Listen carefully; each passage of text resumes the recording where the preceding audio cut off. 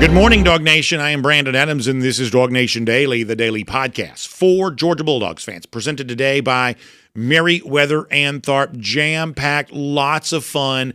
One respect, we'll get to Georgia on the field. National media putting the Georgia offense in the spotlight once again. We'll tell you all about that. There is more squabbling between, we're led to believe, the SEC and the Big Ten over the future of the college football playoff and the future of scheduling and everything else. We'll touch on some of that today, but it was also a very big day for Georgia recruiting yesterday. Significant commitment out of the class of 2026, and that could be first of many on the way over the course of the next few days. We'll talk about what's next. We'll also have a little bit of fun with how this went down yesterday. I thought it was incredibly entertaining. So it is all on the way. And, by the way, special guest coming up today, too, someone we don't always get to talk to here on this show, but we do get to today. So it is on the way. Glad to have you with us for it. It is DawgNation Daily, the daily podcast for Georgia Bulldogs fans, presented by Merriweather and Tharp, and it begins right now. Today's episode of DawgNation Daily is brought to you by Merriweather and Tharp, your source for Georgia divorce. Find them online at georgiadivorceteam.com. Presented by DawgNation.com. This is DawgNation Daily, the daily podcast for Georgia Bulldogs fans. Here's your host, Brandon Adams. It was a big day for Georgia recruiting yesterday. Great day for DawgNation as well, providing coverage as the four-star offensive lineman Ekene Ogboko, we believe he can be a tackle at Georgia. He made his commitment to UGA yesterday. Now, there are so many reasons why I think this is a significant moment in the life cycle of this 2026 recruiting calendar. Among the, I guess, most prominent is, offensive line, specifically offensive tackle. That's a position of need for UGA. These have become very contested recruitments. And so, therefore, in kind of the late stages, it seems weird to say late stage of the cycle because the early signing period doesn't begin until the end of the calendar year, but y'all kind of know how it works. June's the official visit month. Commitments come up after that. And in the revenue sharing world, we think that there's a really good chance that a lot of these commitments stick this year in a way that in the NIL age of years past, maybe you would have assumed that a lot of them don't. We kind of think that the word commitment may mean something now in a way that it hasn't for a lot of the years that a lot of us have been talking about recruiting. So when I say kind of late stages of the cycle, that's kind of what I'm getting to, even though officially signing day doesn't come until the end of the year. It sort of feels like we are in the thick of it here right now, and Georgia wants to win with big-time offensive tackles before it's all said and done. And honestly, Ekene Ogboko is one of those. And in fact, I want to give some context for this based on what our DawgNation recruiting insider Jeff Sintel said about Ogboko. This is from last night's edition of Before the Hedges presented by Kroger. They were on the scene there in RDH, right there in South Garner High School, Garner, North Carolina, just outside Durham, North Carolina. That is where Ogboko hails from. And Jeff yesterday kind of talked all about, A, why this means so much for Georgia, and B, how it was that Georgia, perhaps in a more kind of challenged way than you realize, put the pieces together to be where it was yesterday with the chance for Kirby Smart to give you the Go Dogs tweet. This is what Jeff said last night, recorded there at Ogboko's high school, South Garner High School in North Carolina, on Before the Hedges presented by Kroger. They have really two options at tackle in this class as far as an elite tackle. Ekene Ogboko, first check right there. Malachi Lee, a guy still to come. But the main thing about Georgia we learned today, Kaylee, is that it's kind of interesting. Family told me that Georgia wasn't probably second or third going into the official visit last weekend. Maybe Notre Dame, maybe Ohio State. And Georgia convinced him, and we'll have more from Ekene on this later, but Georgia convinced him that this was an isolated recruitment. They were recruiting him the way if his name was Ekene Jones, without the connection to his brother, who's a redshirt freshman defensive lineman in Athens. So Jeff also in that broadcast last night kind of calling it a huge recruiting win for Georgia. We think that huge is not too strong of word use here. It has kind of both the literal and figurative, meaning in this particular case. But the other thing that you point out there is that, as Jeff said, going into the G-Day visit, and if you'll remember on yesterday's show, we cited that G-Day visit and what Ogboko had kind of said about that Georgia made him feel like a priority that day. They kind of promised him that he would get some of that very first FaceTime with Kirby Smart, and this matters, and that it was actually smart. And tomorrow on the show, we're going to kind of give you a chance to hear more from Ekene Ogboko. We'll do that at the very end. We do our long finish to the show presented by the Finish Long Drink. And we'll give you an interview with Ogboko to let you hear more about this. But one of the things that Ekene talked about is just how significant Kirby Smart was in closing the deal for him. And we said this during our live broadcast yesterday, which is, hey, don't assume, be careful not to assume that just because Nnamdi Ogboko plays for Georgia, that's Ekene's brother, that all of a sudden it's just sort of a birthright inheritance for Georgia to get Ekene too. That oftentimes recruiting battles end up being more complicated than that. And you see examples of that in other 2026 scenarios, I think, where you see a guy that's visited so much, you think, well, he's definitely going to Georgia. Maybe yes, but Georgia's still going to have to fight to get him. In the case of Ogboko, pretty well laid out by Ekene in his own words, Jeff Sintel right there, that this was a fight to get him. And at one point in time, maybe it was likely that Ekene might go to Notre Dame, or he might go to Clemson, or he might end up somewhere else, in other words, other than Georgia. But Georgia closed the deal well on G-Day. We're very happy about that. And obviously one of the big questions that sort of comes from this is, okay, well, what comes next? You heard Jeff even mention the name there of Malachi Lee. Coming up in a couple of minutes, I want to kind of get more into the timeline of Ogboko's a big one, moves Georgia up now to the number 2 class in America. There's obviously, a lot of contesting for kind of who ends up in those sort of top spots. Georgia's going to have to fight to stay there, in other words, because there are other programs still expected to bring in big-time commits and eventual signees. But Georgia's kind of right on track to having that elite class once again. And what we did yesterday as it relates to Ogboko, we could see a lot of these dominoes falling over the course of the next few days. We are about to just jam-pack so much recruiting into like the final days of June here. It's literally going to be a whirlwind. We'll give you more of that coming up. However, prior to that, can we do something just for fun, just for a moment? And this may come across as like, to be frank, slightly self-serving, but I do feel like I have, if I'm being honest, I feel like I have perhaps to earn the right to do this, because there have been so many times on this show we've played video for the sole purpose of just making fun of me. We've done plenty of that over the years. Back in, speaking of G-Day, we did that on G-Day with the highlights. I got a chance to sort of be a Sports Center anchor. We played me reading the highlights and kind of laughed at that a little bit. We have made fun of me. I have personally made fun of me, created space in the show for the sole purpose of making fun of me. Quite some time, many, many times, numerous times over the years.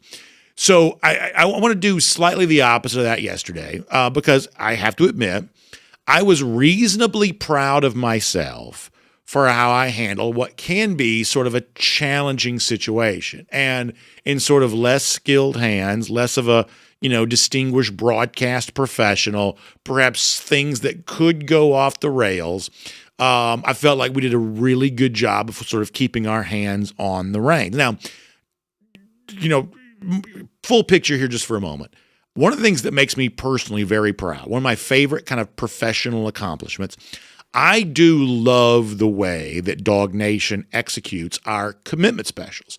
When we kind of show you a young man making his college choice, oftentimes that's for Georgia. Of course, I'm a Georgia partisan. I want these guys to choose Georgia. Oftentimes they do. Sometimes they don't. Got no control over that, no power over that, of course. But I do think that DawgNation does a good job of broadcasting these. And listen, none of that is because of me. Y'all, I think, kind of know, all I do is sit here and talk. I have no real marketable skills in any way in life other than just the ability to sort of speak a bit. That's all I really have. So, for something like yesterday, we got Cody and Jay here in the DawgNation World Headquarters studios, Jeff and Kaylee live in Garner, North Carolina. By the way, today, special appearance from Kaylee Mansell on the show. We'll tell you more about that here coming up in a little bit. She's going to give you a little bit behind-the-scenes look at what Ogboko was like yesterday in the room with him and his family as he made that choice for Georgia. So the real work is done by them. Our kind of field reporters, to use a fancy term, Jeff and Kaylee, Cody and Jay doing the heavy lifting with all the. You got to realize, I'm doing the show from here. We got a broadcast hook up somewhere else, connecting these feeds together. Connor's got his own feed. Connor Riley, our colleague who joined us. You got a lot of moving parts. That's real hard work. That's a legitimate profession. That's real work. And they're doing all of the heavy lifting. However, as the anchor of that broadcast, one of the things you got to be kind of careful about is that you describe the action well, and you don't get tricked into anything. You don't give bad information. You just sort of hold it together. If I really only have that one job, you just gotta somehow kind of like just sort of be in the moment and make sure you're giving an accurate description to people of what was happening. So yesterday on our show, DawgNation Daily, presented by Meriwether and Tharp, I was actually talking to Cody Chaffins, who's got all kinds of experience kind of in the same role. He has anchored many, many commitment ceremonies over the years. And I was talking to Cody about, as we get ready to sort of sit down and do one of these, like Ekene Ogboko yesterday, there's always like sort of one big idea that I have in my mind of please don't mess this up in this particular way. Let me play you this clip of me telling this to Cody, because it actually sort of turned out to be prophetic yesterday. Here's what I told Cody, who's done this a million times in his broadcast career, of what I'm thinking about when I get ready to kind of narrate and anchor one of these for DawgNation. This is from our show yesterday. Take a look at this. As someone who's anchored a lot of these, and you've kind of done your version of this too, the one thing I'm always really careful about is I don't want to get drawn off sides by either missing the announcement or being confused by it, or, obviously throughout the years we've seen like the sort of put on the one hat, throw the other one off. I don't think I've ever been fooled by anything like that. I don't think.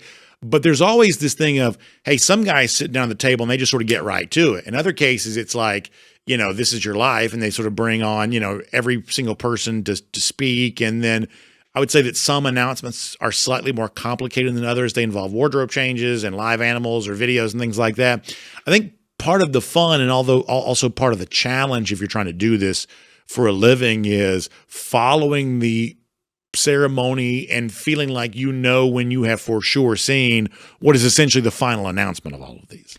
So listen, we have made fun of me on this show so many times, and I deserve it. But for those of you who watch the broadcast, like how prophetic does that turn out to be? You talk about a guy, got a little experience now, that's sort of been around the block a few times. That's me just being ready for anything, because oftentimes anything can happen. Some of these do turn out to be more complicated than others. Yesterday, an example of that. And I say that as someone who is thoroughly entertained by the whole thing. I'm sort of a traditionalist for the most part, but when it comes to recruiting, I think and I've said this before, I think it's the pro wrestling fan in me. I am a pro wrestling fan. I like wrestling. I like theme parks. I like big, loud things. I like showy, kind of ostentatious displays. So I've always had a high tolerance for drama when it comes to recruiting. If a recruit wants to give a theatrical performance by way of announcing his commitment, I'm not just okay with it. That'd be actually my preference. I want the entertainment value to be high on these type of things. But as I told Cody Chaffins yesterday, I just don't want to get it wrong. I don't want to get tricked by and somehow poorly describe it. I want to make sure that I kind of, if the recruit's going to take us along for a ride, I want to make sure I sort of hang on to the reins and don't somehow, get dragged into a ditch.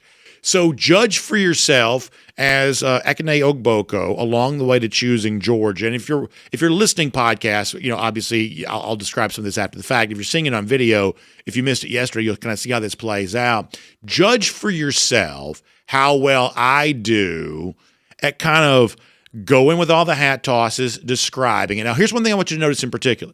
At one point in time in this ceremony, Ogboko throws the Georgia hat. But I didn't turn heel on him. I didn't like, if he throws the Georgia hat, we don't want him. I didn't do anything like that. I just sort of rode along the waves and eventually arrived at the conclusion. And I know this comes across self-serving, but I was actually fairly proud of myself for how this worked out yesterday after telling Cody Chaffins on DawgNation Daily, presented by Meriwether and Tharp, that I was a little concerned about this sort of thing going into an announcement. I sort of felt like it worked out okay. This is from yesterday. First thing we got.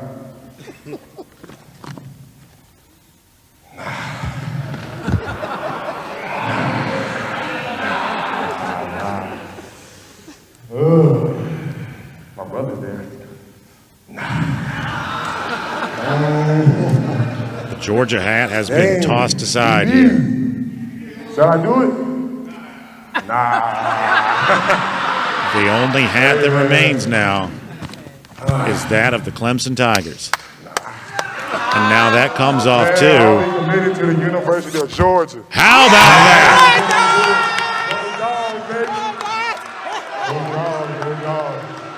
Quite a swerve coming from Ekene Ogboko. And now Georgia gear coming out among the family. Georgia hat got tossed aside. Then all four hats tossed aside, revealing the Georgia T-shirt underneath. Now the family showcasing some of the red and black, and here comes the Georgia hat. So, listen, I realize, this is perhaps only interesting to me, but I feel like I did okay with that. Like I said, when he threw the Georgia hat, a lesser broadcaster might have turned heel on him right there. We're done with this guy. He threw the Georgia hat. But having done this a little bit, you just want to kind of see, hey, where's this going? And then, Florida hat got thrown first, and the Notre Dame hat got thrown. Also, when the Clemson hat got put on, if you'll notice, what I said was, if you're watching on video, I said the only hat that remains is Clemson. I didn't say Ekene Ogboko's going to Clemson. I didn't get drawn off sides. I didn't say the wrong thing. I said the only hat that remains is Clemson, which was true. And then that hat got thrown as well. Then the Georgia stuff came out. Then the family showed up in their Georgia gear after that. I thought it was a very well-delivered announcement by Ogboko. I believe it would have just been Kaylee Mansell running the camera. I thought she nailed that in terms of getting it framed. I just thought it looked amazing. I thought that was so well done. And frankly, I was so thankful with everybody around behind the scenes here working as hard as they were. I'm just thankful that I did not ruin it. Because there were two things, and I'll just give you a little backstory here, and then we'll get back to what's coming next for Georgia. There were two things that were very much on my mind. Thing number one is I am colorblind, and so I don't always get color, and color oftentimes is a very big clue as to where these guys are going to go. We had YouTube commenters that were concerned that numerous members of Ogboko's family were wearing green during the ceremony. Obviously, green would be an alternate color for Notre Dame. I was nervous about that, and I don't know if y'all picked up on this, but before Ekene made his announcement, he went through a lot of thank yous and things like that, and he thanked his schools in this order: Notre Dame, then Georgia, then Clemson, then Florida. Well, we knew kind of Florida was sort of, last for him, because why wouldn't it be? We had reason to believe that Clemson wasn't his top two. I had kind of thought that Notre Dame might be the more serious threat to Georgia than anybody else, even though he never took the Notre Dame official visit. And so I was like, Indy, then Georgia, then Clemson, then Florida. Oh, gosh, please don't let that be the order of the finish here. So I was kind of on guard for anything, but ultimately it was good news there for Georgia. And honestly, I did. I'm mostly kind of being sarcastic here, but I did think it was a really fun broadcast for DawgNation yesterday. Now, with that in mind, let's also kind of talk about here what might be coming next. Maybe a chance to broadcast some more of these in the very near future, but certainly a lot of commitment announcements. Speaking of Jeff and Kaylee, I'm literally going to steal this from them. This was a graphic put together for their show, Before the Hedges, presented by Kroger last night. Let's look at like 2 full pages here of announcements set to take place. Corey Howard here coming up, Vodney Cleveland coming up as a couple of defensive linemen, perhaps names you're maybe more familiar with. Coming up June 23rd, that's Kamari Brooks. Y'all, that's Monday, the Georgia-Alabama battle for Brooks. And I'll say, like I said for Ogboko, people think the Brooks thing may be easy because he's been to Georgia 8 million times and he lives so close to UGA. I think this is still a contested recruitment. I think Alabama's trying to make itself a factor there. We're watching that closely on Monday, and hopefully we're able to give you a lot of coverage as this goes down. Brooks, one of the big targets that is remaining there for Georgia on that. Let me show you a couple of more of these. Craig Dandridge from Cambridge, the 4-star wide receiver. He's getting ready to go next week. That's one of note for a guy that's been really impressive.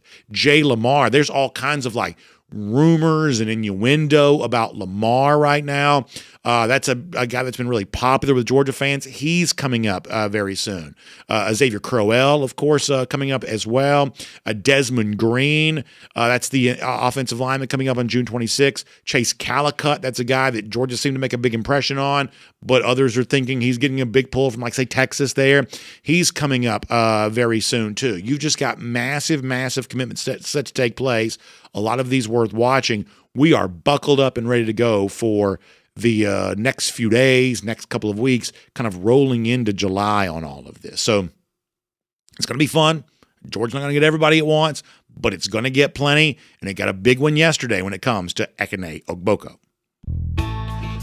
My name's Brandon Adams, and this is DawgNation Daily, the daily podcast for Georgia Bulldogs fans, presented today by Merriweather and Tharp. We're glad you're with us, no matter how you get to us, live video, including yesterday, by the way. And if you're not subscribed to our DawgNation YouTube page, boy, you're going to miss some of the great stuff we're doing, including covering that live with Ekene Ogboko yesterday. That's live on YouTube, but also our show live on Facebook, live on DawgNation.com, all across all kinds of platforms, Twitch, I guess, too.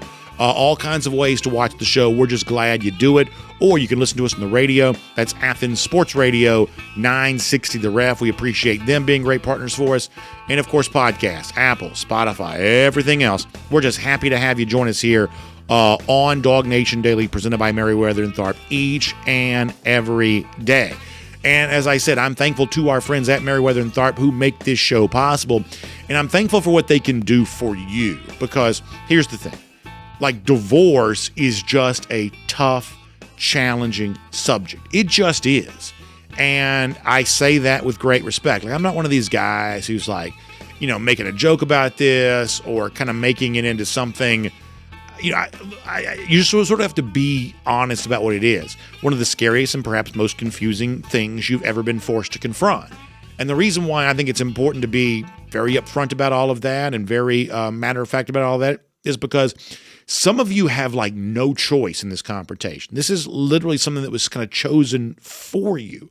You've been dealt this hand of cards. You've perhaps tried to prevent it from taking place. You've tried to fight for that marriage, and yet now you find that it's just not going to be salvageable. So the obvious next question is, what happens next? And I would say the next thing to do is to kind of partner with an advocate who's going to walk with you through this, to make it perhaps a little less scary and to make it perhaps a little less confusing and provide you some really important assurances and some certainty in some areas where you probably could really use some of that. That's what our friends at Merriweather and Tharp are all about. And I do literally mean that. They are my friends. I've known Bob Tharp now for a great number of years. I love him, love his family, and I appreciate the level of generosity they bring into this process. I think it's a really important thing. I think they do that very well. When we first started years ago, because our friends at Merriweather and Tharp have been with us now for almost as long as anybody. We started this years ago. They were providing this service in Atlanta, but now they're doing it statewide. They've even just opened up a brand new office in Columbus. And when I say that, what I mean is folks that are actually in that community. They know the lay of the land. They know the court system there in particular. They know judges. They know how to just exist in that community and what makes it specific to you if you happen to live there. There are also offices all across the state as well. So if this is something that you feel like is going to happen for you, if this is a conversation you feel like you need to have, don't hesitate. Don't hesitate. The big things in life, the best way to manage them is to confront them right away as aggressively as possible. And that's what our friends at Merriweather and Tharp want to give you a chance to do. They are your source for Georgia divorce. So find them online, GeorgiaDivorceTeam.com. That is GeorgiaDivorceTeam.com. They are your source for Georgia divorce, and they are good friends of ours here on DawgNation Daily. All right, before we're done, we talked about this sort of war of words between the SEC and the Big Ten. We're going to give you more of that on today's show. Also, speaking of Ekene Ogboko and the commitment announcement yesterday. Behind the scenes on that, our Kaylee Mansell was there to sort of see all of it. We don't get a chance to speak to Kaylee much here on DawgNation Daily, although I love it when we do.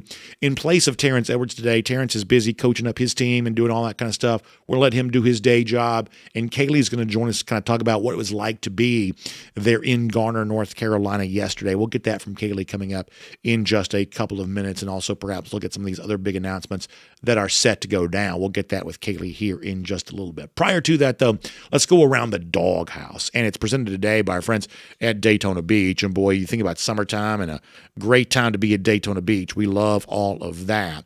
But for now, let's get ready to go around the Doghouse, presented by Daytona Beach. And I think the one thing that you see here for sure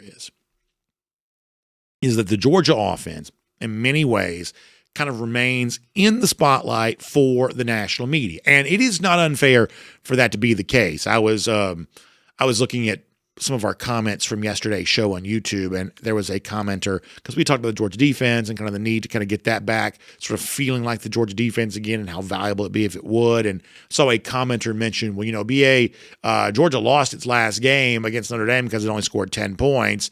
That's not on the defense, which is fair. I mean, obviously there were moments a year ago where Georgia probably was sort of let down by its offense. Now, is a quarterback starting his very first game in a college football playoff, does that complicate matters? Did drops complicate matters? I mean, you can mitigate the circumstances, but the facts remain that, yeah, you know what? Georgia needs to be better offensively this year than it was a year ago. I think that's just a real and fair conversation, I would say. And so with that in mind, it is perhaps not surprising that the Georgia offense remains in the spotlight as much as it is. In fact, there were two different stories at CBSSports.com that sort of made me think about this.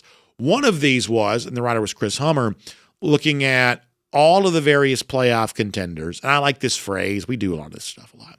The so-called X Factor. Here is an X Factor for every potential college football playoff team. And the X Factor for Georgia was the quarterback, Gunnar Stockton. Let me read from CBSSports.com what they said about Stockton here for a moment. Of all the playoff teams set to feature first-time starting quarterbacks, Georgia's situation has arguably the murkiest upside. Gunnar Stockton was a top 10 recruit at his position, but has been a long-time backup who only modestly impressed in his relief of the injured Carson Beck last postseason. The Bulldogs notoriously got the most out of less heralded prospects at this position throughout their reign atop the sport. So perhaps Stockton is the next in line in that regard. If he is, then pencil Georgia back into the bracket. If he's not, then the Bulldogs are likely a bubble team. So there is so much I could say about this for a moment. Let me start with this. The writer here says that Stockton only, quote-unquote, modestly impressed during the postseason a year ago. Well, I would count both SEC championship and the Sugar Bowl as, the postseason for Stockton. Now, Gunnar certainly didn't play perfectly in either of those two appearances. I would say that's probably true. But think about the vibe around Stockton after the SEC championship game. Like, a lot of us were alive in December. We have a living memory of that time at the end of last year. Was the vibe around Gunnar not just from DawgNation? Because honestly, if anything, we pushed back against some of this stuff. We pushed back against some of the runaway hype, and some of this, by the way, coming from our own colleagues. We pushed back against some of this Gunnar Stockton hype after the SEC championship, because certainly the idea of anything modest related to Stockton after he came in off the bench to lead Georgia to a come-from-behind win against Texas, there was nothing modest about the reaction to Stockton after that. There just wasn't. I mean, I was in New Orleans when Gunnar was introduced to the national media that day, and they were salivating over him.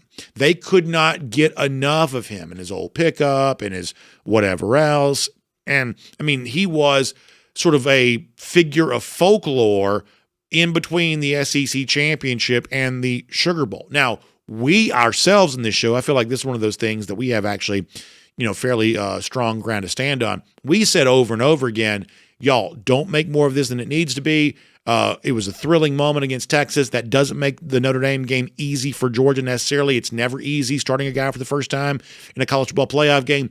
We actually push back against a lot of the hype, but the national media people who kind of, in many respects, sort of set the narrative for others, I mean, they were certainly not treating anything related to Stockton's SEC championship performance as modest. All of a sudden, it's modest now. It was not treated as modest at the time. Let's just kind of be fair about that. But beyond that, the most important thing for me related to this, I'm not mad at the writer. I don't even know him.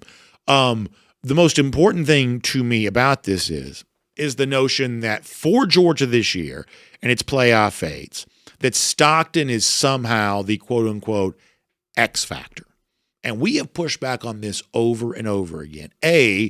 One of the reasons is one of the things the writer just mentioned is because if you look at what Georgia has been at the quarterback spot, and we have said this now until we're blue in the face, it's fairly consistently always the same thing. I mean, there are some quarterbacks that have a huge profile. There are some quarterbacks who have a lesser profile. There have been, 4 different offensive coordinators? Is that right? But somehow, some way, the Georgia quarterback always sort of fits in a fairly well-designed, defined statistical box. That's what sort of all the Georgia quarterbacks sort of kind of find themselves in. No matter what their profile was to begin the season, they all end up performing within sort of a standard deviation of each other. That's just sort of been the way that it is. So our assumption is that Gunnar Stockton will be kind of somewhere in that range that we've seen previous Georgia quarterbacks be. But here's the other thing.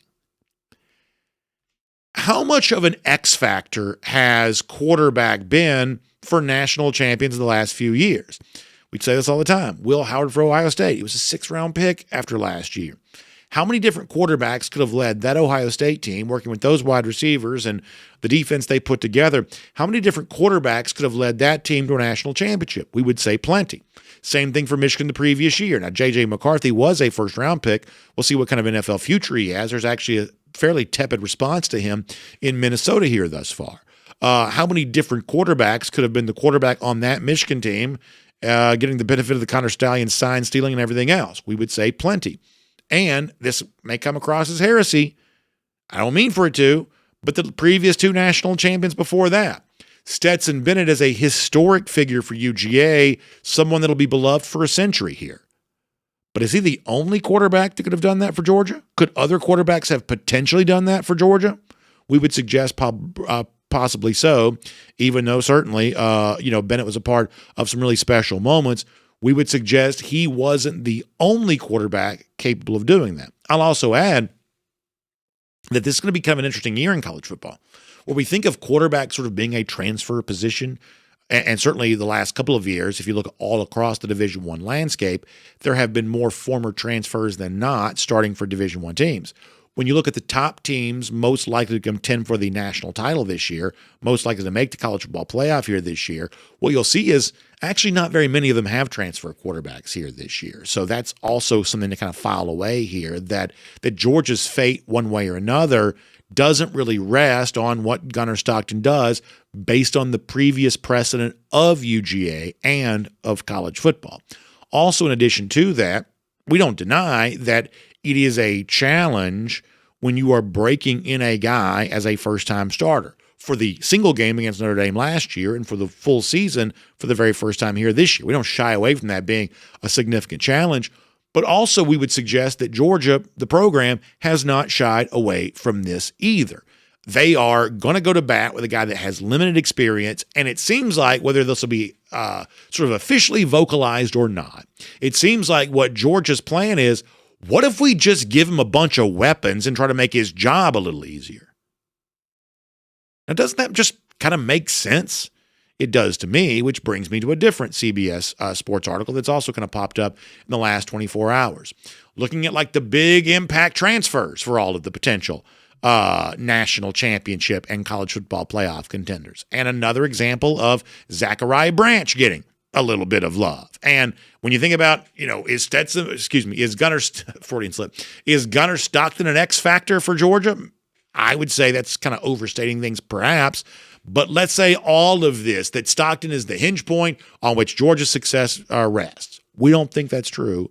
But if it is, then boy, isn't it nice to have a couple of new offensive weapons that perhaps makes that job a little easier. One of these being Branch. I'll show you this on the screen also from CBS Sports. And a little kind of inside baseball here, but Branch also got to be on a list of other transfers. Not only is Branch mentioned, but his likeness was actually used as what we call the featured image. This is the picture that appears on the website when you click the story. Branch even got featured image status on this. I think it may be because he's the only guy that's shown that's actually already in his new uniform, but nonetheless, the writer here on this says there's fast in college football and there's Branch, a 10.33 speedster in the 100-meter dash. Branch is in part an Arian Smith replacement, but he can do so much more. The question, though, is if he was going to reach his full potential after kind of not really doing that at USC. However, he's the type of receiving spark plug the Bulldogs lacked a season ago. So we would take this pretty seriously. In fact, we've talked about Zechariah Branch quite a bit. That we just think that there's a really good chance that this is a big-time player for Georgia, and whether he ends up fully fulfilling the potential that he showed as a freshman early in the 2023 season or not, he's probably going to be a weapon that Gunnar Stockton is pretty glad to have. So we understand the fixation by the national media on the Georgia offense. It needs to be better. I would say that some of the fixation with Gunnar Stockton in particular is perhaps overstated. That the real story for Georgia involves the other stuff happening around him. As we said yesterday, does the offensive line improve?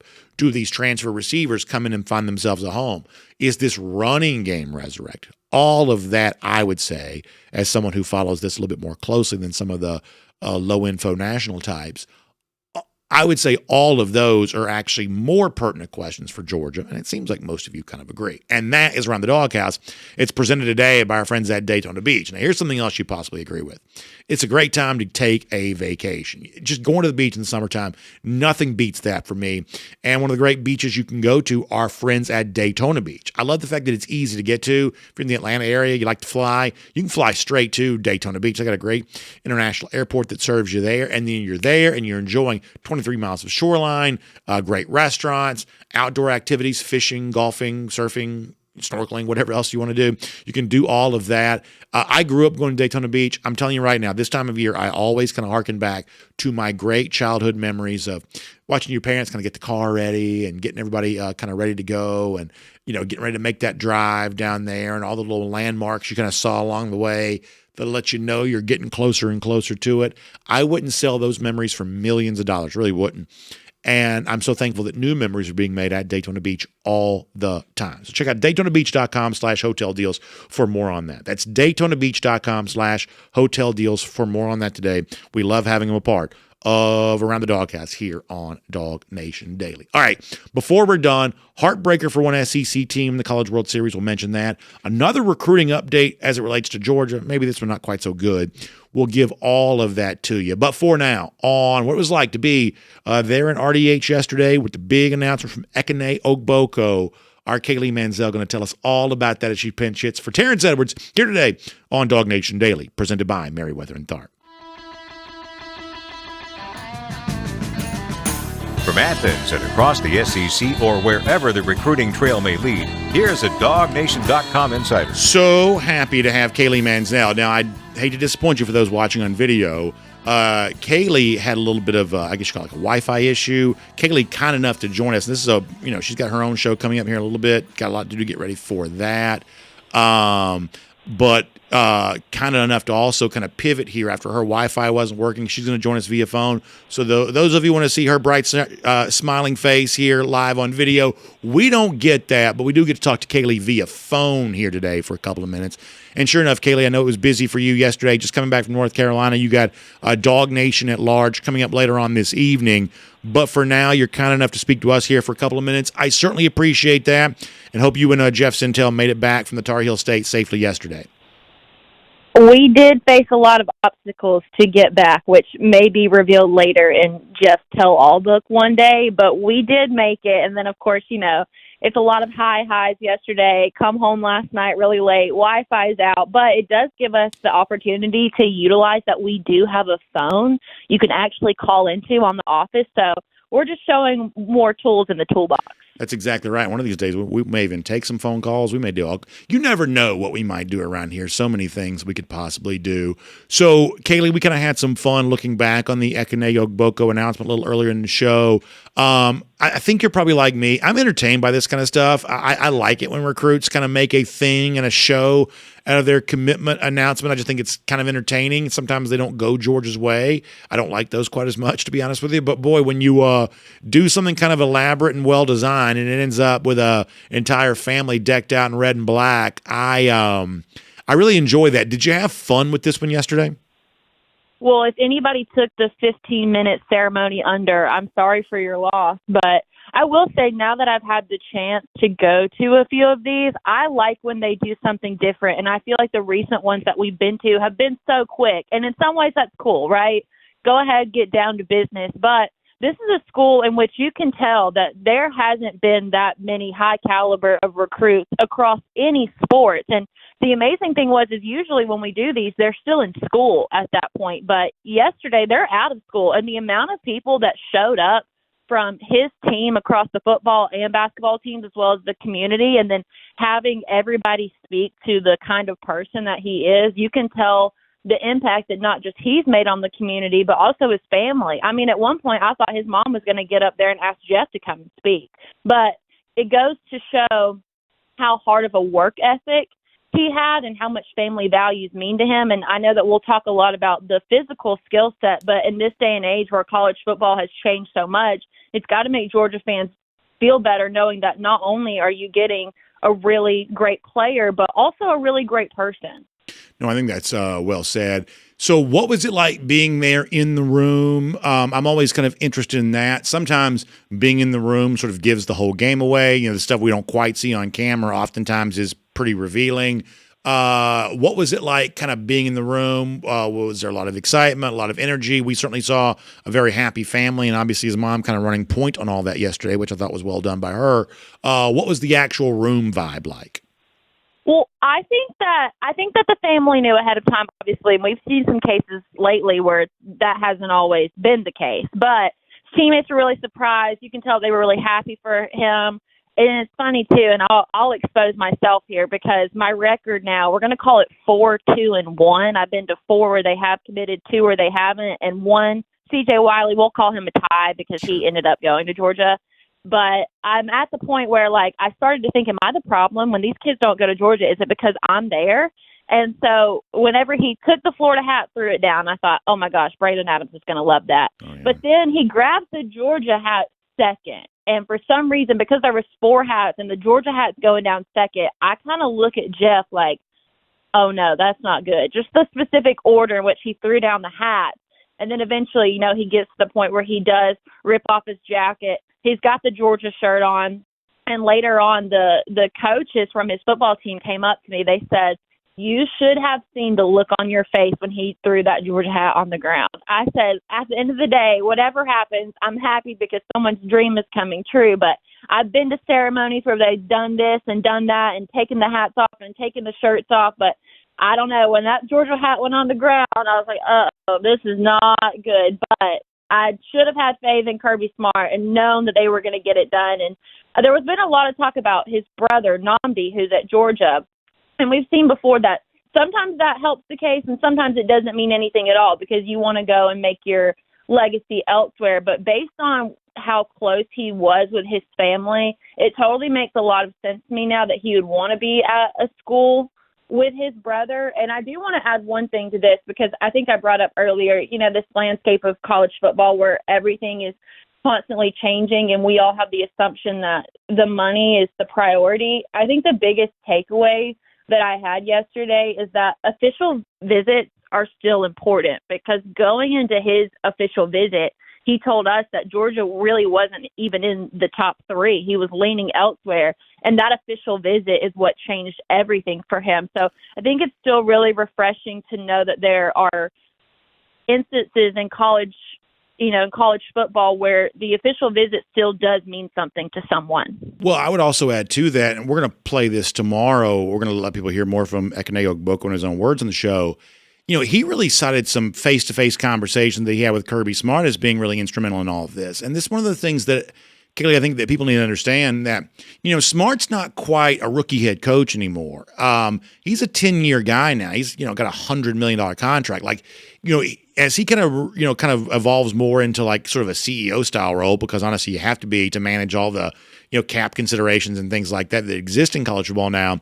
It would be easy for some coaches to become almost like too insulated from this process, and that ease with which they're able to speak to young prospects, it kind of goes away. You just don't quite live in the same, either tax bracket or zip code anymore. You just don't quite have that ease. And I'm telling you, I won't reveal the stories, but I've heard plenty of, former players and current players perhaps tell me of coaching conversations they had that were like super awkward with coaches from other places, where it was just pretty clear the coach just wasn't good at doing this, sitting down and talking face to face and making it feel like a real human interaction. Well, year 1, year 2 for Kirby Smart here at Georgia, he's mostly talking to guys that he had also recruited when he was an assistant coach. It was essentially just a continuation of a relationship that already existed.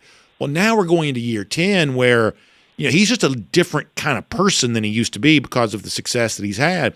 But to hear Ogboko tell it, still able to forge relationships and just sort of sit down and be a normal dude with a 17 or 18-year-old young man. And frankly, I think that Georgia fans should appreciate the fact that Kirby's kind of still, has that club in his bag, because I'm not quite so sure every human being that's worth $100 million is quite as good at talking to 17-year-olds as Kirby Smart probably is. Well, I actually think that on Tuesday's episode of DawgNation Daily, Connor said it best, that in this weird 2026 class, because the whole recruiting cycle for 2026 has been strange, not just for Georgia, but almost everyone with the way that this class has been. There is not a single person out there that would rather have anybody else recruiting their team than Kirby Smart. You said it best in the way that, he's had so much success. He could basically just have other people do it for him, but he has a real passion for this. And when you're talking about how well he's able to speak to young 17-year-olds, 16-year-olds, I think a lot of that stems from the fact that he has kids that are that age, because, we all know that Andrew keeps him on his toes. So I think he's able to relate to them easier, but I think a lot of it goes back to the passion of it all. And you can talk to Jeff more about this tomorrow. But he did bring up the fact that, Tyler Atkinson was a visitor this last weekend, and we don't really know what the future of Tyler Atkinson in Georgia looks like. But Kirby Smart made a really courageous decision on the official visit this last weekend, with it being Father's Day. And, of course, this is his first Father's Day without Sonny.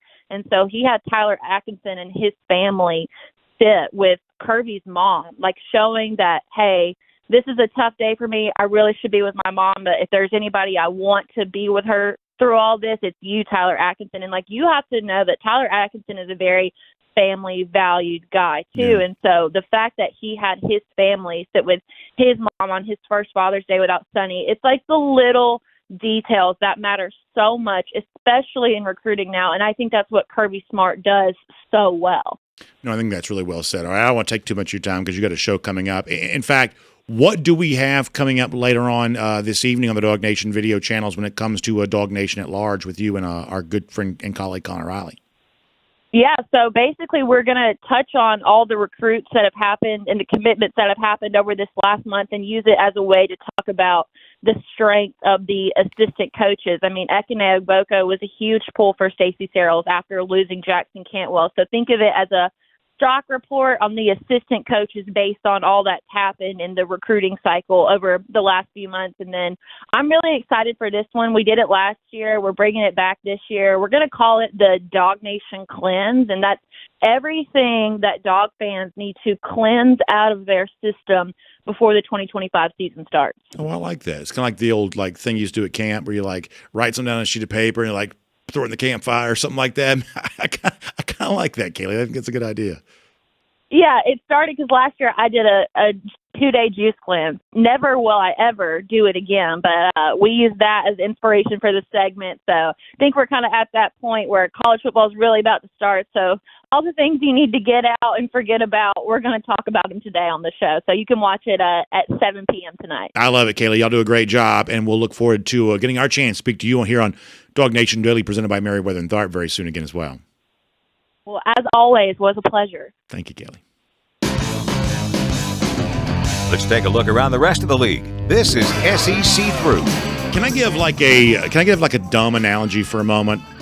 Better than anybody, you should say. But let me give you a dumb analogy for a moment, because I want people to understand what I'm saying when I say it's neat to me that Kirby Smart is still a major reason that a guy might choose Georgia. Like, you ever watch Game of Thrones or one of those shows?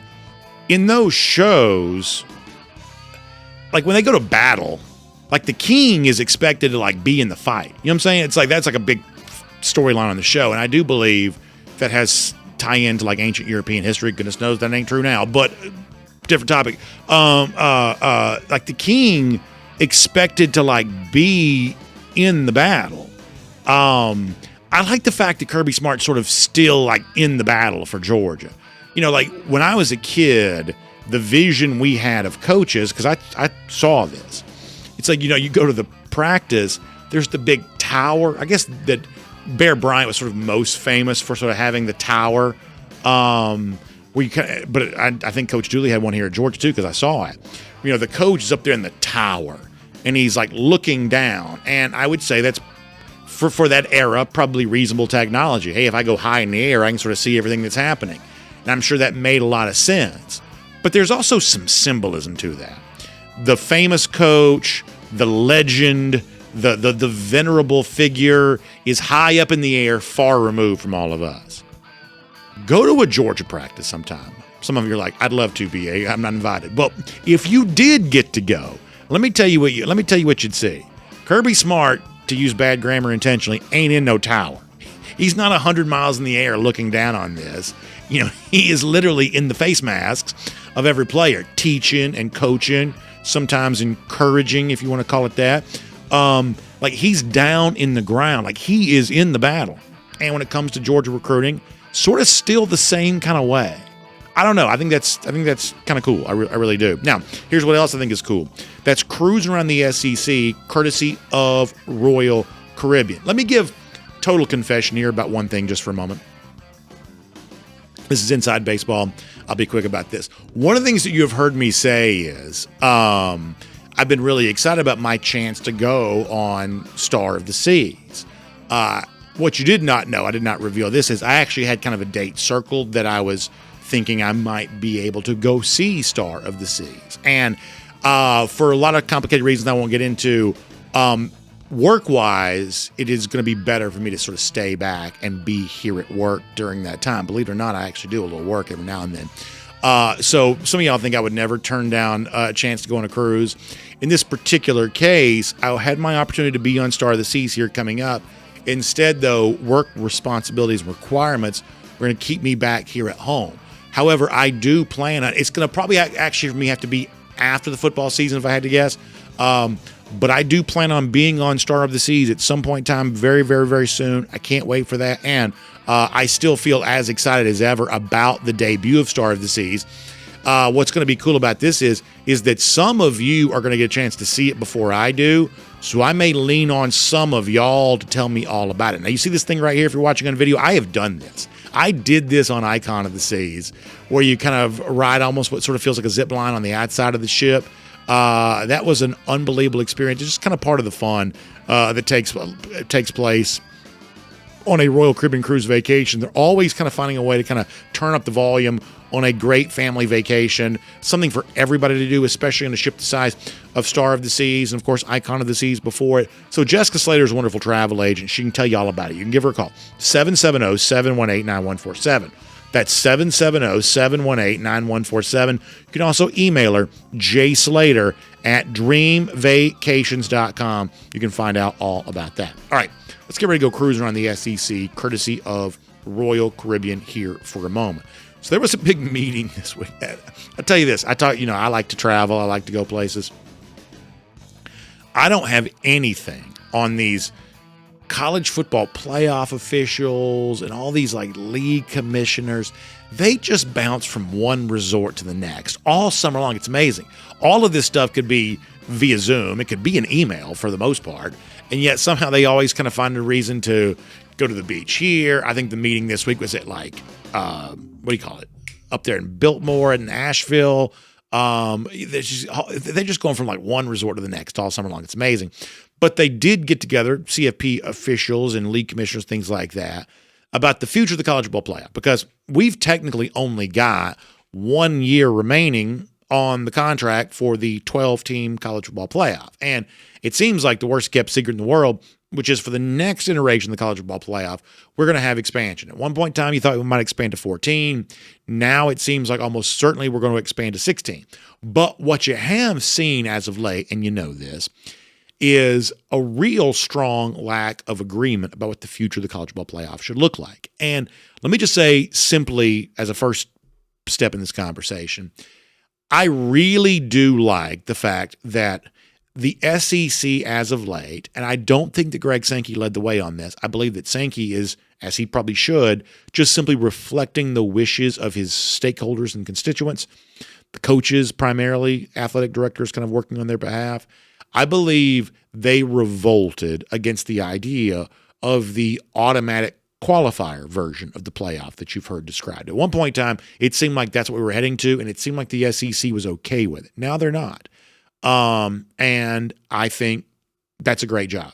I think the SEC has stopped this from happening, because the one thing that we have kind of gotten out of some of the Ross Dellinger reporting the last couple of days, guys who've kind of led on this topic, it almost seems like right now the automatic qualifier thing might be dead. And I have told you a million times, I just think that particular format, I think there's a way to make 16 teams in the playoff be okay. I do. I am a little gun shy about this because I've always been pro playoff. Admittedly, I was pro playoff expansion, and it didn't work the way I thought it would. It just didn't. The appetite for this doesn't seem to be as insatiable as I thought it might be. Just being honest, that if I'm wrong, I try to say when I am, and I thought 12-team playoff would be better, and I would say the public at large didn't necessarily feel that way. So I'm a little gun shy. I'm hesitant to say, and I still think that 16 could be good, but there's always going to be a little bit of a siren song for me about playoff expansion, because I just like the playoff. And if they would run it correctly, I think a 16-team playoff could be really fun. I don't trust them to run it well, because I don't know that these are capable, I just don't know what the folks who do run it are actually capable of doing. I'm just going to be honest, I don't. But nonetheless, I think there's a way in which the 16-team playoff could work. I don't think the automatic qualifier thing, where the SEC would get its 4, the Big Ten would get its 4, ACC and the Big 12 would both get 2. I don't think that would be good for the sport at all. In fact, I think it would have the potential of being ruinous. But the one thing I think we have seen take place the last few weeks I think that's been stopped. I think that has been thwarted, and we don't know what the future is. In fact, we don't even know. I mean, we have no idea what the postseason format in 2026 is going to be. That's one season from now. We have no idea what it's going to be. We'll find out this fall, almost certainly, but we don't know what it's going to be. But it's probably not going to be the automatic qualifiers. I think that's good.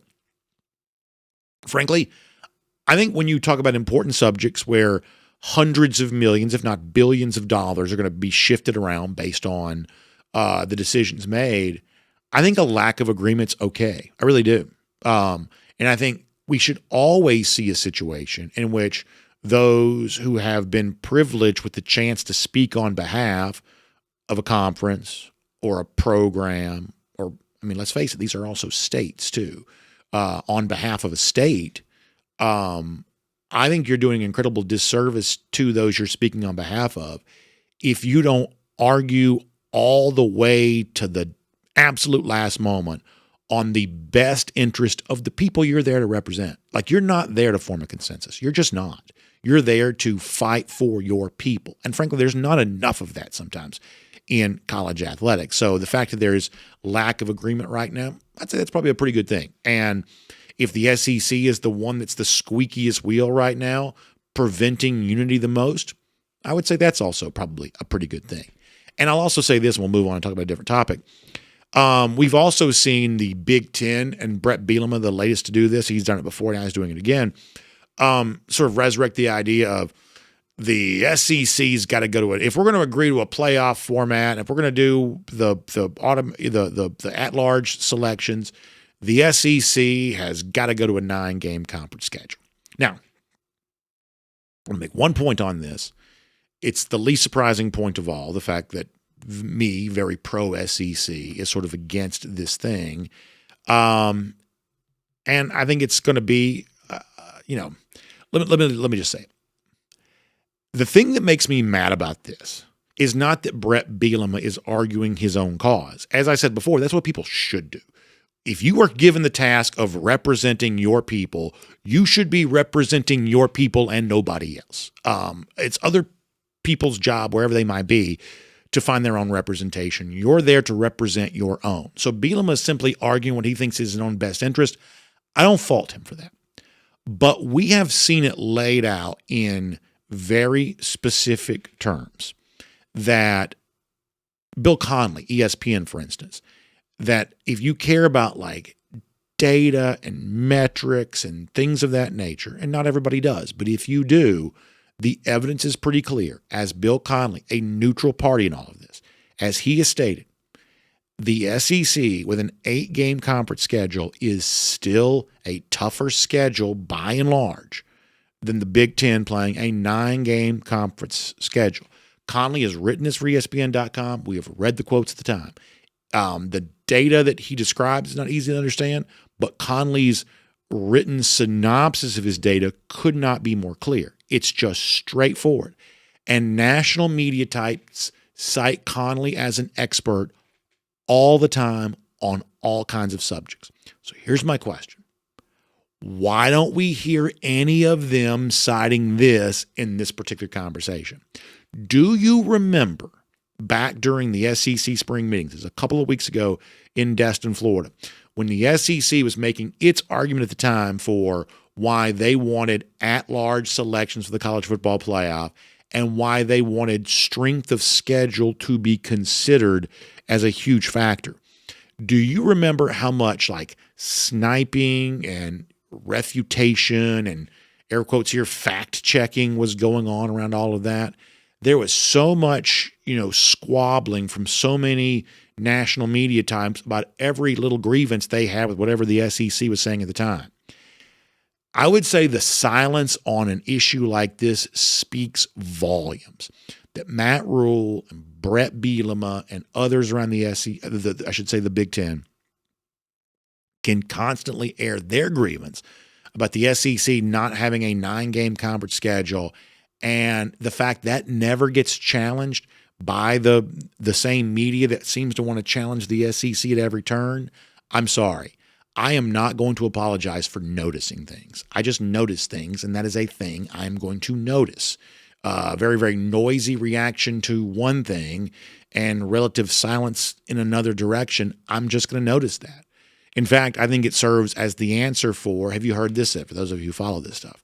Have you heard it said that, boy, why is it that Tony Petitti, the Big Ten commissioner, has remained so silent for most of this summer while his counterpart, Greg Sankey in the SEC, has been out there speaking so much? I would suggest that one, and perhaps the main reason for that answer, is Petitti doesn't have to speak on behalf of the Big Ten. It seems to me the national media is content to do that for him. Let me shift gears to this. There was a recruiting piece of information yesterday that at first I thought was good news. Apparently the internet now tells me it isn't. So Vance Spafford, Georgia wide receiver commit. I'll admit to not knowing as much about Spafford as others seem to. There are a lot, including our Jeff Sentell, who think that Spafford is a dazzling prospect. I certainly take them at their word. Sometimes the guys who live way far away from here, I don't get quite as into, but there are a lot of people who really think that Spafford is a very good player. He is, at least officially speaking, a Georgia commit here at the moment. He was going to take a visit to Miami for this upcoming weekend, and now that visit is not taking place. Now, as an aside here for a moment, quietly, it seems like the big spending Miami, reputation is not quite materializing as much right now, right? Mark Bowman didn't quite materialize there. In the case of Vance Spafford, perhaps not quite materializing there. Bowman stays out west, goes to USC. Spafford apparently not going to Miami. So at least for the moment, the big Miami financial flex, last couple of recruiting battles, has not quite shown up in the same kind of way. Just interesting. And when you hear the news, Georgia commits now not taking visits he's supposed to take, my initial reaction was, hey, good for Georgia. Apparently not. Internet, I think, seems to suggest that much like Bowman end up staying closer to home with USC, one way or another, something in the Pacific time zone. Sounds like the smart folks out there are saying that's what Spafford may do too. So just wanted to update you on that story. Georgia committed name only perhaps right now, not visiting Miami, but maybe also not going to Georgia based on what smart people are saying here at the moment. Let me also mention, speaking of former Georgia commits, remember Stephon Shivers from the Atlanta area ended up in the at one point in time was a Georgia commit, ended up going to Florida. He is now out at Florida.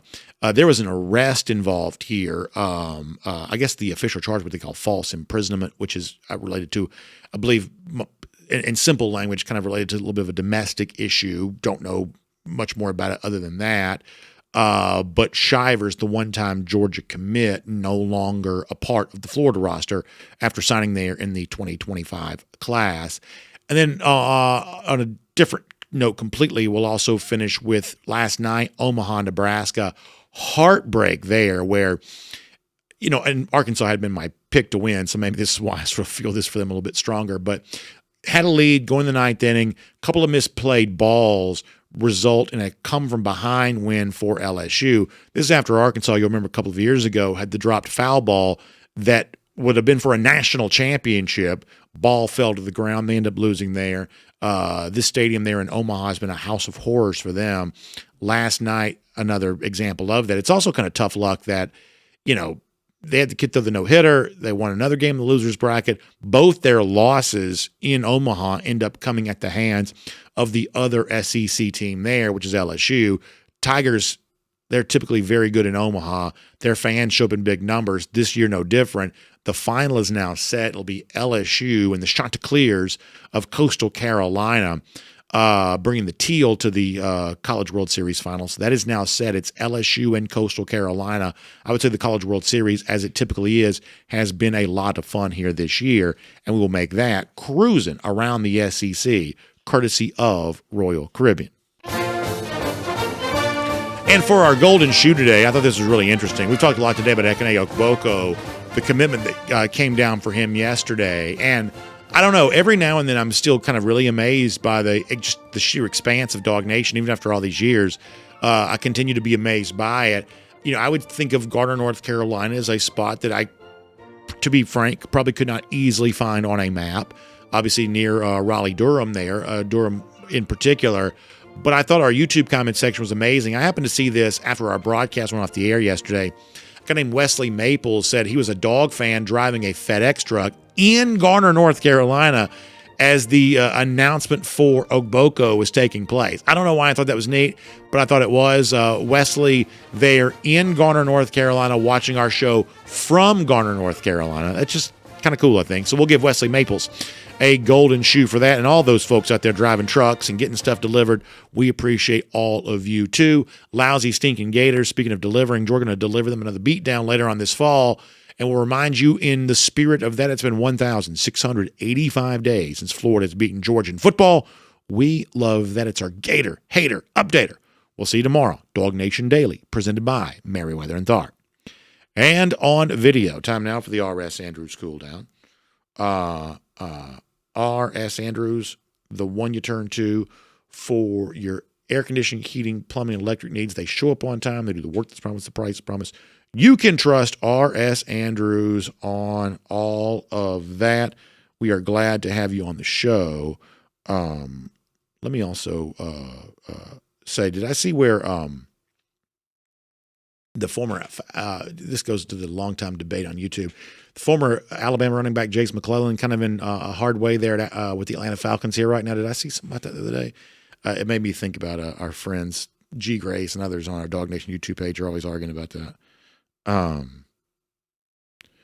Let's see what else. GoDog706 likes having some fun at the expense of the Gators, which we appreciate too. Boy, they are going at G today. What has G. Grace done to stir everybody up here today?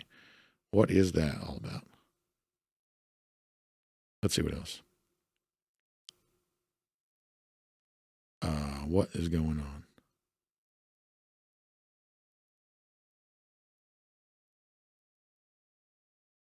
on? Paul Moon says the longer that Spafford doesn't flip or decommit, the more confident I am. But I haven't been listening to anything BA's been saying. Well, I appreciate that. Hey, listen, as long as you got the broadcast up, whether or not you're actually listening or not, I guess. I don't quite know that the big tech overlords have a category for that. But yeah, it certainly sounds like that maybe Spafford is not going to land at Georgia. It sounds that way, perhaps.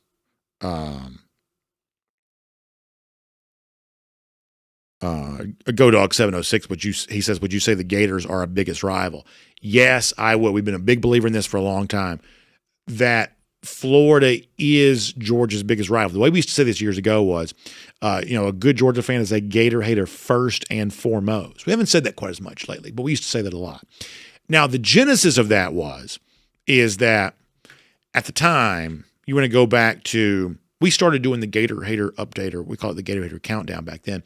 We started doing it in 2016. And what the argument was, and I think it was actually a really good one, is that if you wanted to be a great program, as counterintuitive as this might seem, you needed to aspire to have a great rivalry, because a great rivalry, typically speaking, would push you towards great success. We cited the example of, like, say, Auburn and Alabama, where, Auburn beat Alabama for many, many years, and perhaps that was what pushed, Alabama to kind of make the very aggressive move of hiring Nick Saban from the Miami Dolphins, which at the time was a shocking thing. A sitting NFL coach left to go take the Alabama job. That was a shocking thing, a very aggressive step by Alabama. A long losing streak to Auburn was a pretty strong motivation to that. Then Alabama built itself up. What does Auburn do? They go out and roll the dice with a little bit of a tricky situation. They bring in Cam Newton.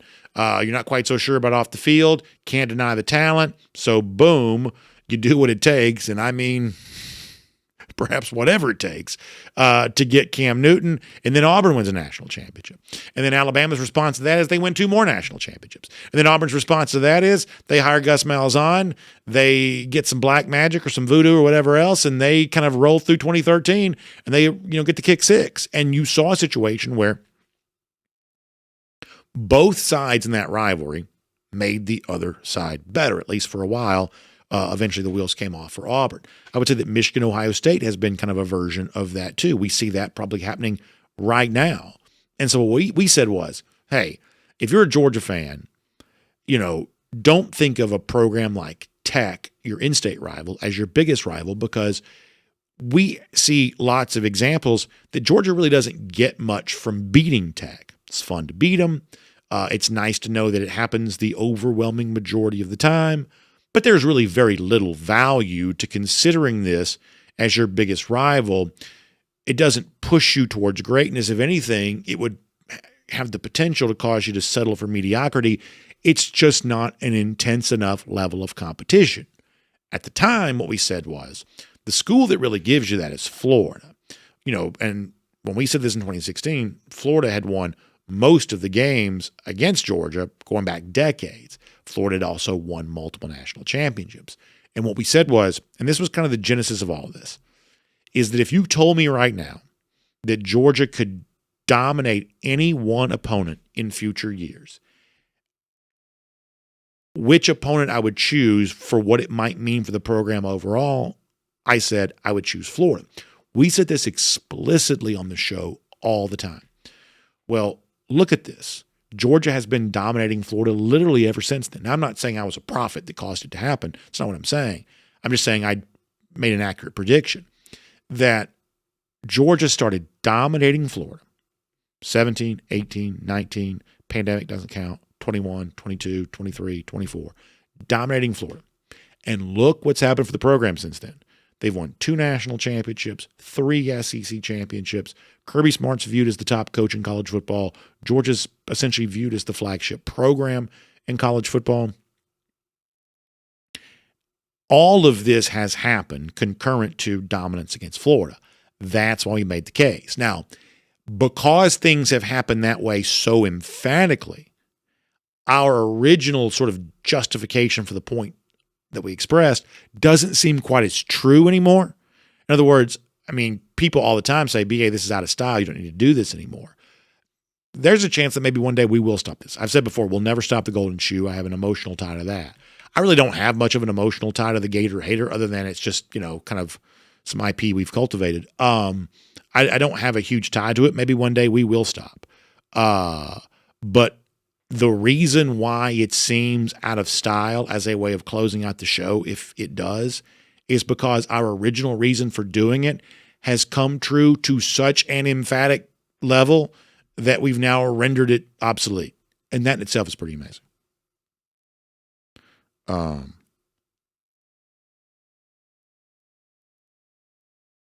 the way, our buddy G. Gray says that Alabama fans don't hate Georgia. He says, why would we?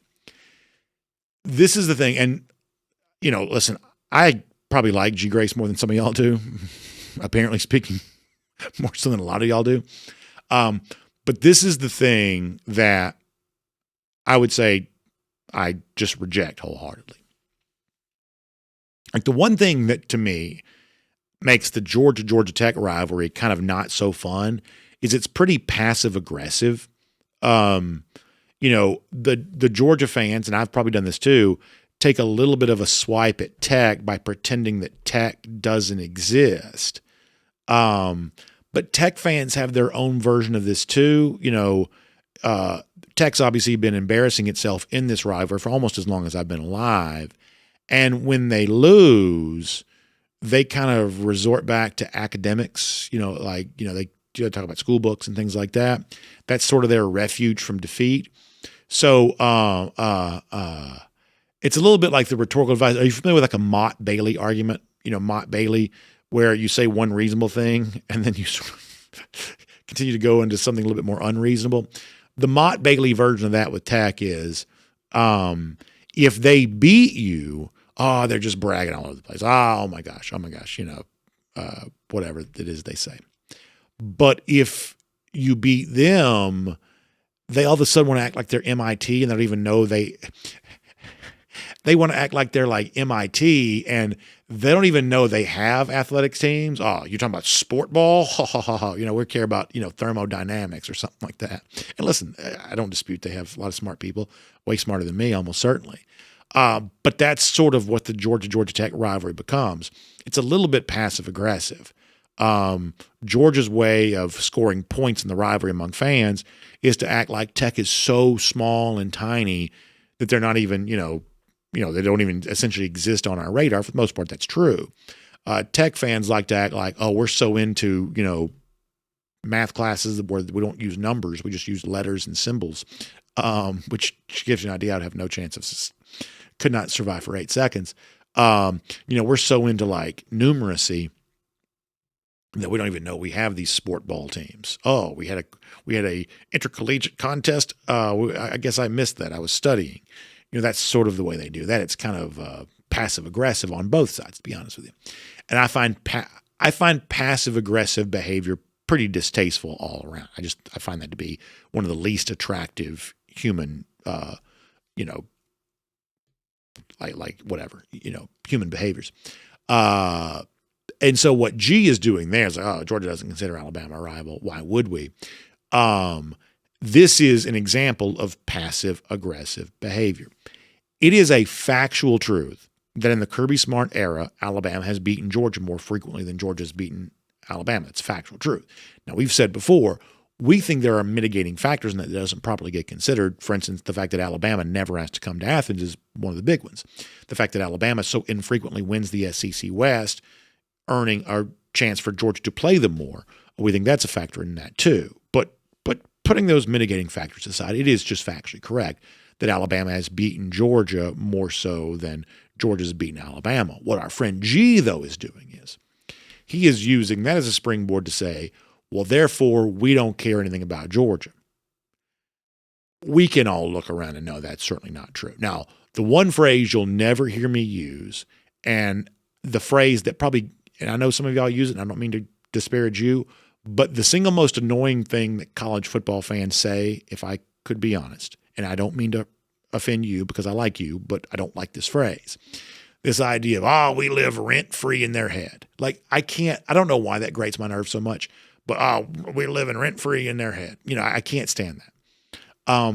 But if there was ever a time to sort of talk about sort of like rent-free type, phrasing, Alabama's treatment of Georgia, the supposed non-rival who they beat so frequently they don't have to care about.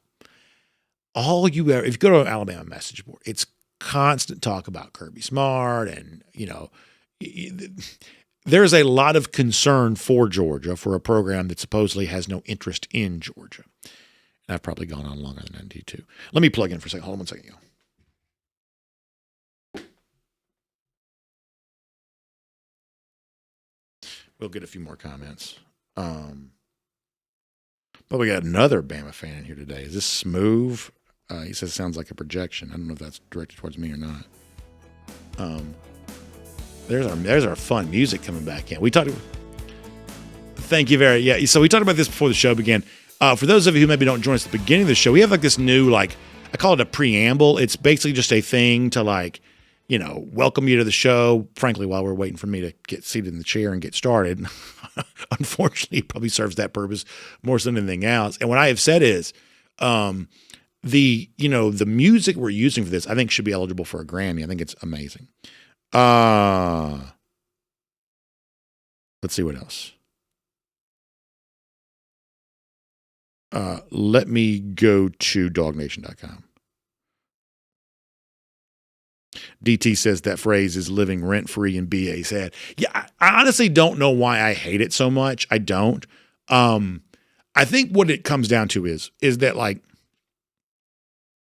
college football fans should be allowed to talk about each other. You know what I'm saying? It's this idea of,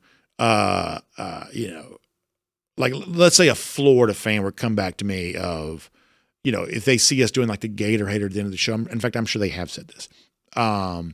If they see something like that, it's Florida just lives rent-free. I tell you who says this all the time is these Tennessee fans. They're the ones that say this all the time. It's I can see Tennessee just lives rent-free in your head. And as I said before, as college football fans, we're going to reserve the right to talk about each other. And talk about this and talk about that. That's just kind of what we do. We talk about each other. And talking about another team, another program, another thing that's happening, that's not proof of anything. That's not a, there's no trophy to be had from that. So I don't have a great explanation for why I hate this phrase so bad, but boy, I hate it. I would say that the fact that Tennessee fans seem to use it a lot sort of helps possibly explain what my words are perhaps not capable of conveying. Garrison Tucker asks a great question. He says, how long until we see another Big 12 national champion, and who do you think it will be? So I'm going to give you an overly bombastic take. I don't think we'll ever see a Big 12 team win the national championship. And I don't think that Texas Tech, who's the new hotness, I don't think they're capable of buying one. I don't think the Big 12 has a national championship team within their capabilities. I just don't. Contrast that with the ACC. We could see an ACC national champion this year. The ACC and the Big 12 are sort of similarly disadvantaged in comparison to the SEC and the Big 10, but compared to each other, they are very different leagues. I would say I kind of like them. I would say my preference is the Big 12 over the ACC. I would say that because what the ACC has is they have a certain stratification. You've got true legitimate championship contenders. Clemson is one. Florida State's not one right now, but over the long haul they probably are. Miami would certainly like to be one. If you're a millennial or a Gen Z, you have very little living memory. Late millennial, certainly. Late millennial, Gen Z, you have very little living memory of Miami being, what they used to be. I am old enough to remember Jimmy Johnson, Dennis Erickson, that great level of success. But, if you were not born in the 19-somethings, then you don't probably have as much of a memory of that, to be totally honest. But the point is Miami would like to think of themselves as an upper crust program. Although at least half of our audience could only read about that on Wikipedia. The point is that the ACC's kind of got that group. They have very little in the middle, And they have just the dregs of college football at the bottom. Just, in the sort of maker-taker conceit, lots of takers, lots of net drains on the revenue without producing much in the way of, contributing. The ACC's just got just an awful, kind of bottom tier, which includes most of the conference, it would certainly appear. By comparison, the Big 12 does not have a Clemson, it does not have a Florida State, and it does not have a Miami. But the Big 12 does have, I'll watch Big 12 football games. I think we all should probably say that you tune in to watch, just pick 2 Big 12 teams at random. Oklahoma State plays BYU. Like, that's a wild football game. And, right now BYU theoretically would be a favorite there. In another year, it could be totally flip-flopped. You also see, favorites and underdogs completely play against type a lot there. It is a very competitive league, and I enjoy that. I do not want the Big 12 to go away. I don't. But I do not believe there is a program in that conference capable of winning a national championship. I don't. And what I would add to that is, I know I'm giving a long answer to every question, and I don't mean to. What I would add to that is, I don't think there's anything wrong with a program or a lot of programs, an entire conference, and frankly, most of a geographic region. If you think about like desert Southwest, mountain time zone, Rocky Mountains region, I don't think there's anything wrong with an entire, region of the country essentially not being capable of winning the national championship. I've lived this. For 40 years, my team didn't win a national championship, and most of those years, it didn't really come close to winning a national championship. But Georgia football was still fun enough for me. Now consider this. Georgia football was still fun enough for me for 40 years that I've essentially built my entire life around it. I talk about it every single day. I wear Georgia clothes every single day. I didn't start doing this in 2021. I started doing this in 1980, whatever, and kind of just kept on doing it for those years after that, with really most of those years having only like the faintest hopes of competing for a national championship.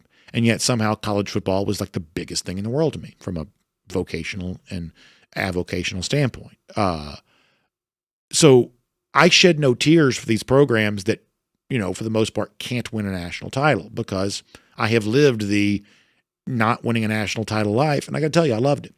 So, Texas Tech says, man, we just want a chance to compete. Arizona says, we just want a chance to compete. My response back to that would be, life's not fair. I'm sorry. It's not. Life's not fair. You don't deserve a chance to compete for a national championship. If you can take it for yourself, then by all means. Things typically belong to whoever takes them. And if you can take it, then by all means, take it. But while I don't believe you deserve a chance to compete, I do think you deserved a chance to exist, and so therefore I hope you always do.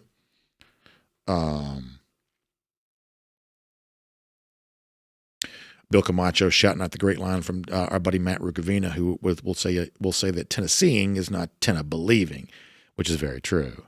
DT says, imagine Carson Beck raising a national championship MVP trophy. Let me not say anything about that. Let me let that comment stand on its own.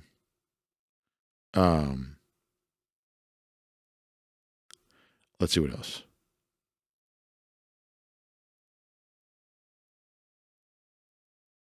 Bill Camacho says they need to downgrade to an 8-team playoff, 8 conference champions, and settle this once and for all. SEC is not going to agree to that. The reason why they skipped past 8 to begin with is because in an 8-team playoff,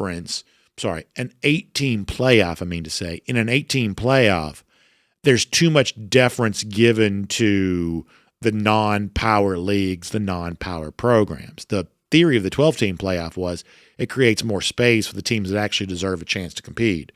Although, any system's only as good as those who are running it, and I just cannot tell you the complete disregard I have for those who've been tasked with running the college football playoff.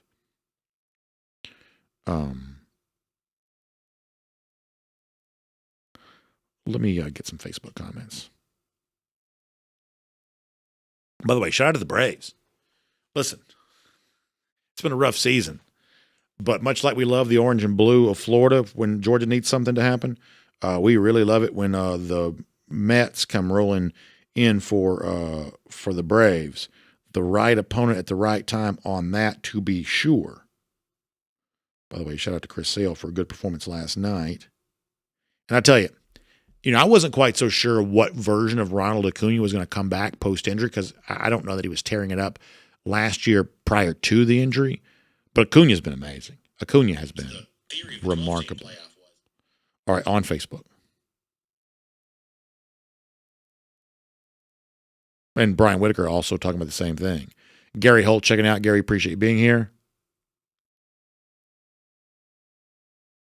By the way, Ralph Price says when they came up with the name Big 12, it was a reference to the number of excuses they'd have, not the number of teams. That's very funny, actually. I always think it's really weird. Now, when I was a kid, we had the Big 8. Like, I'm old enough to remember the Big 8. I think it's really weird. I'm assuming the Big 8 was introduced after the Big 10, where it's like you already had a Big 10, which, I mean, almost as for as long as I can remember, the Big 10 has had 11 teams at least. So in most of my lifetime, they've never quite had 10. But I guess when I first started I'm trying to speak in English.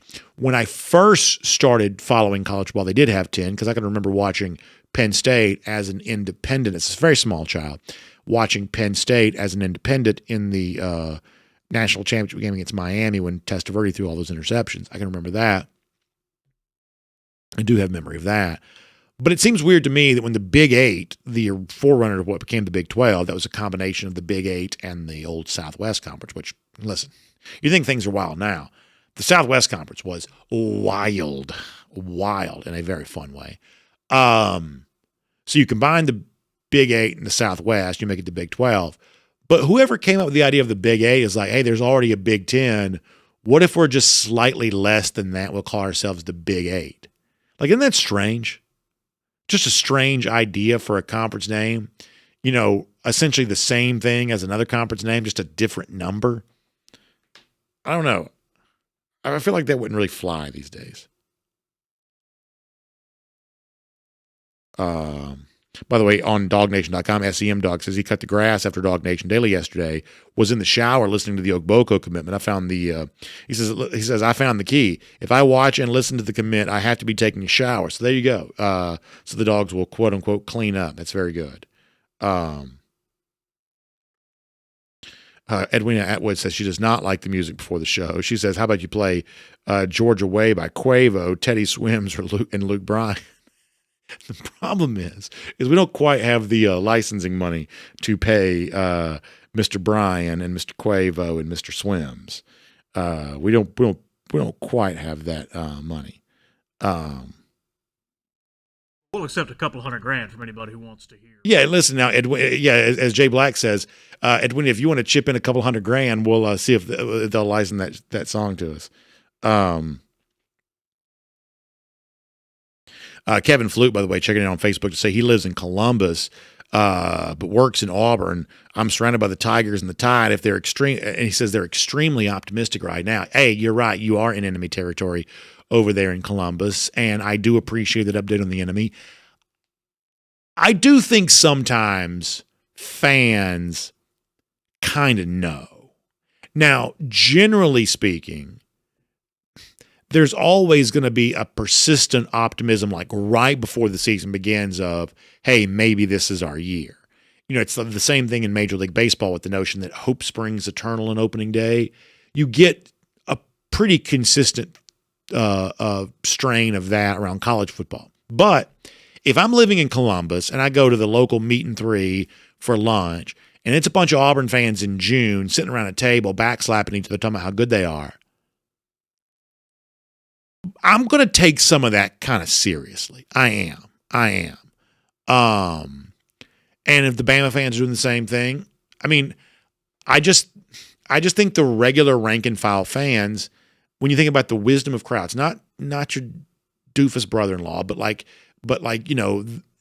wisdom of crowds, when a bunch of people kind of have a similar opinion, I do take that somewhat seriously. I do. And so if you say, hey, they're pretty optimistic right now, I would say, well, I hope they're wrong. And certainly Georgia's going to do its part, try to prove them wrong in September and October, and two particular Saturdays against those two opponents. But I think it'd be an interesting check. If you had a chance to go to, Columbus is kind of I think of it more like an Auburn hotbed, but I'm guessing there's some Alabama fans that live there because Alabama fans kind of live everywhere, with their Yankee gear and their Laker gear and everything else. But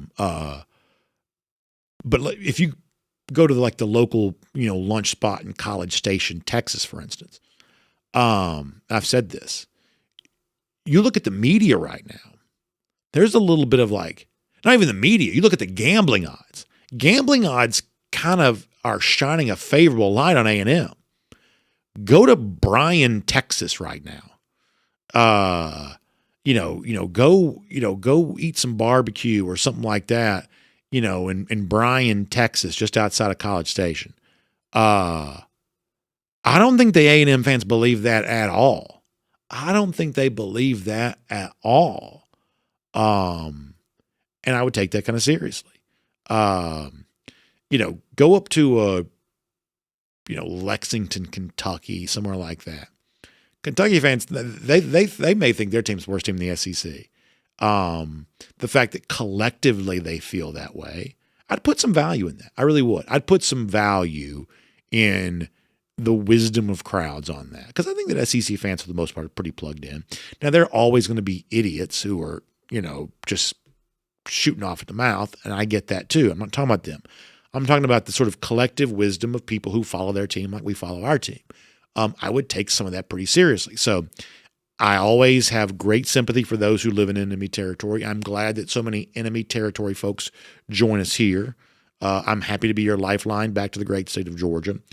But if a whole bunch of people are at the breakfast spot sipping on coffee saying, I like my team this year, I would take some of that a little bit seriously. Barry Watkins says Columbus is about a third for Georgia, third for Auburn, and a third for Alabama. That's a little bit different than I thought the split might be. I thought it might be 50% Auburn maybe, and more like 40-ish for Georgia. But maybe it is 1/3 all the way around. Randy Hall says, are you going to finally get a chortle button? I would like that. You never know what we might do. By the way, Kamari Brooks coming up on Monday. We're excited about that.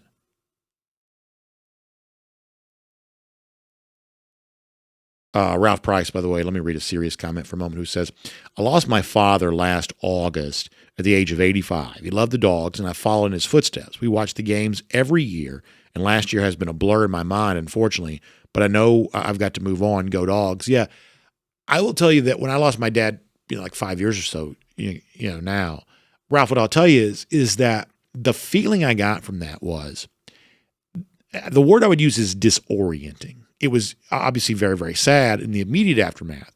And even now, 5 years later, it's just a disorienting experience.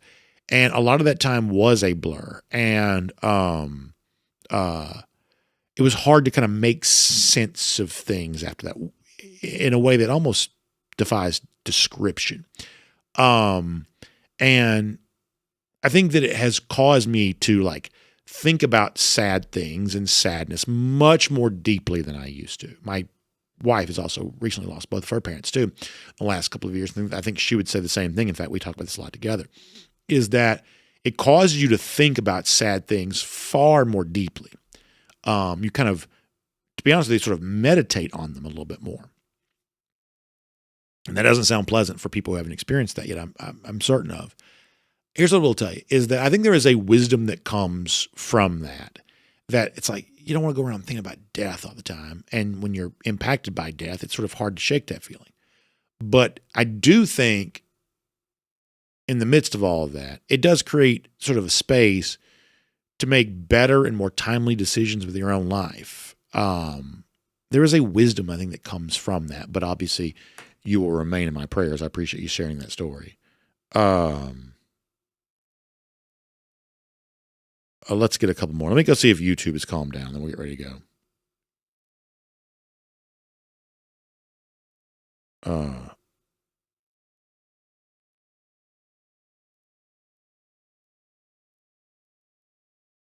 Let's see what else. I can't quite figure out what they're even doing over here. They've now veered in the direction of Deion Sanders, which, I guess we talked about Deion, the health. I did not know this. I guess some of the health issue that he supposedly dealt with, like blood clots, and I think he lost a couple of toes. I did not know this had been going on. And so I guess my assumption is that whatever has kept him away from Colorado some this season might be related to that. It sounds like a fairly serious situation.